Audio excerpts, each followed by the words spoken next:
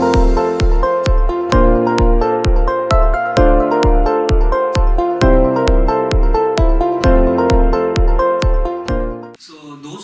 आज हम जो एक टॉपिक पढ़ने जा रहे हैं वो है ट्रॉपिकल नेग्लेक्टेड डिजीज। उनमें से एक है स्नेक बाइट। तो इसको जानने से पहले हम समझते हैं ट्रॉपिकल नेग्लेक्टेड डिजीज क्या होती है। तो जनरली ट्रॉपिकल से आपको पता चलता है tropical areas, tropical country, just like India is also tropical country. सो उसी तरह से कई ऐसी डिजीज जिनके लिए प्रॉपर रिसर्च, जिन डिजीज पर प्रॉपर रिसर्च नहीं की गई है, प्रॉपर मेडिसिन डेवलप नहीं है, इन्वेस्टमेंट नहीं की गई है, और ज़्यादातर मेडिकल फील्ड की अगर हम बात करें, बीमारियों की बात करें, तो वेस्टर्न कंट्री में ही उन पे रिसर्च या शोध कार्य किए गए हैं। और ऐसी बीमारियां जो कि दूसरे ट्रॉपिकल वर्ल्ड्स में हुई है उनको नेग्लेक्टेड बीमारियां कही गई है। क्यों कही गई है? क्योंकि उन बीमारियों के लिए ना ही कोई अच्छी दवा बनाई गई है, ना ही कोई अच्छा रिसर्च किया गया है। क्योंकि ये बीमारियां ट्रॉपिकल पुअर अंडरडेवलप्ड कंट्रीज में होती है, जिनसे वेस्टर्न कंट्री का कोई लेना देना नहीं। जस्ट वो एक्सप्लॉइट करते हैं उनको रिसोर्सेज के लिए rather than उनके अपलिफ्टमेंट के लिए। तो ये कुछ हमारे रीजंस हैं जिसके वजह से आज हम पढ़ने जा रहे हैं नेग्लेक्टेड ट्रॉपिकल डिजीज। तो उसमें से काइंड ऑफ डिजीज है दैट्स कॉल्ड स्नेक बाइट। सो एक डेटा के अनुसार इंडिया के अंदर हर साल तकरीबन 58,000 लोग सांप के काटने की वजह से मारे जाते हैं, जो कि दुनिया में बहुत ही ज़्यादा संख्या है और इंडिया का रैंक काफ़ी टॉप पर है इसके हिसाब से। तो ये शो भी करता है कि कितना लीथल और कितना कंसर्निंग इशू है जिस पे उतना ध्यान नहीं दिया गया है। तो आइए कुछ इंपॉर्टेंट तथ्य को समझते हैं स्नेक बाइट के ऊपर। कुछ एक्सपर्ट्स लोग आए यूनाइटेड किंगडम से, यूनिवर्सिटी से, और उन्होंने कहा they have actually conducted the study in Odisha, one of the village of Odisha, to help it reduce the number of fatalities from snake bite environment, and will look into solution like early warning system for snake bite.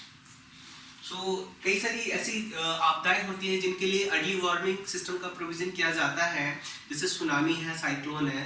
उसी तरह से जो team आई थी United kingdom से, उन्होंने जो study की pilot basis पर जो स्टडी की उड़ीसा के गांव में, तो उन्होंने कुछ सजेस्ट किए जैसे अर्ली वार्निंग सिस्टम जिसकी वजह से स्नेक बाइट के केसेस रिड्यूस हो सके। तो आइए कुछ तथ्य और कुछ इंपॉर्टेंट एस्पेक्ट को समझते हैं स्नेक बाइट के बारे में। WHO की डेटा के according India has the biggest burden of death due to the snake bites in the world. So see it is the biggest, and I am sure कि आप सब लोगों ने स्नेक बाइट के केसेस के बारे में सुना होगा और कईयों ने देखा भी होगा। और स्नेक का नाम आते ही दिमाग में हमें डर सा एक एहसास होता है। तो ये काफी कंसर्निंग बात है कि हमारे देश में, हमारा देश पूरी दुनिया में नंबर 1 पर है स्नेक बाइट के केसेस में।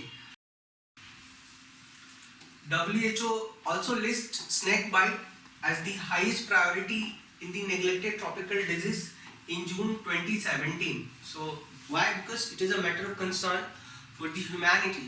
जैसा कि हमें पता है India is a mega biodiverse country.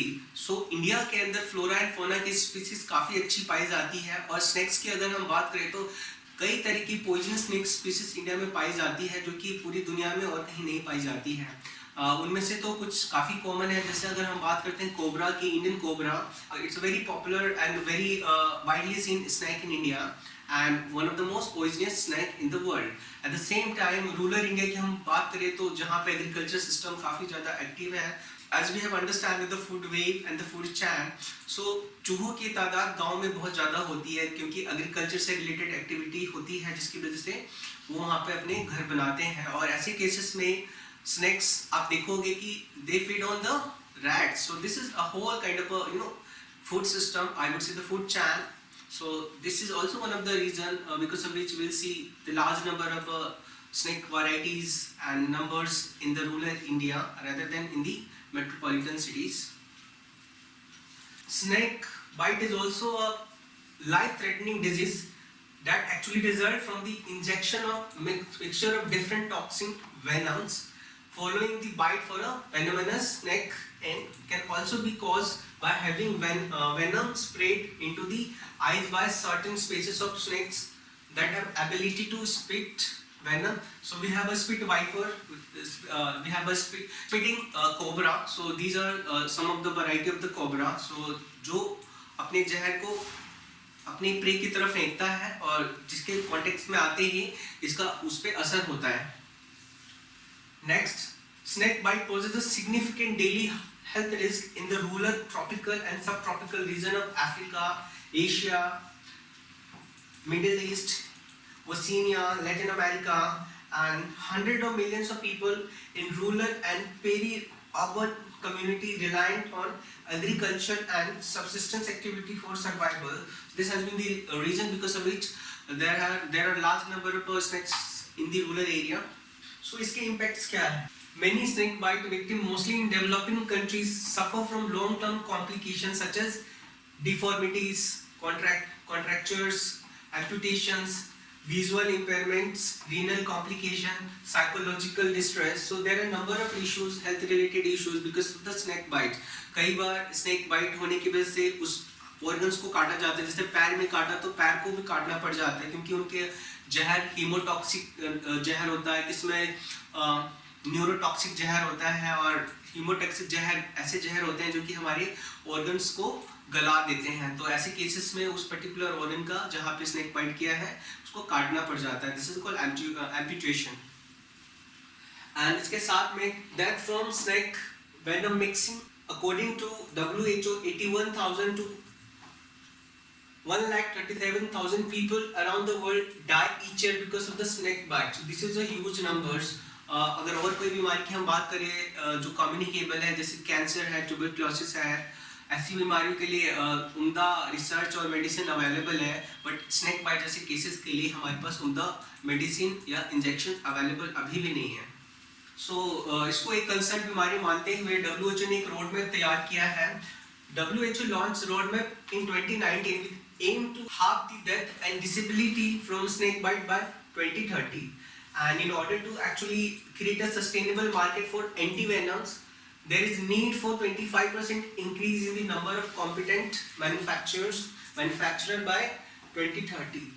WHO has also planned a pilot project to create global antivenom stockpile, integrating snake bite treatment and response into the national health plans affected country, including better training of health personnel and educating the community. So by doing this, we can actually reduce the incidence of snake bite across the world. So there should also be a focus on capacity building the community, creating awareness, providing some sort of early warning system, just like for the other disasters. So this can be helpful in reducing the cases of snake bite in tropical countries. India ने क्या steps लिए हैं इस snake bite के cases को reduce करने के लिए? So much before WHO roadmap was actually launched by the Indian Council on Medical Research, that is called ICMR, started a community awareness and health system capacity building by the year 2013. So in alignment with the WHO snake bite and venoming strategy and United Nations Sendai framework for disaster risk reduction, India has ratified as a national action plan in 2015 to combat this issue. So India has taken a good step in that area and working positively in the area of reducing the cases of snake bite from India. So this is all about our snake bite, that is a tropical neglected disease. Thank you for watching this video. If you like the video, hit the like button, subscribe to our YouTube channel Selection IAS.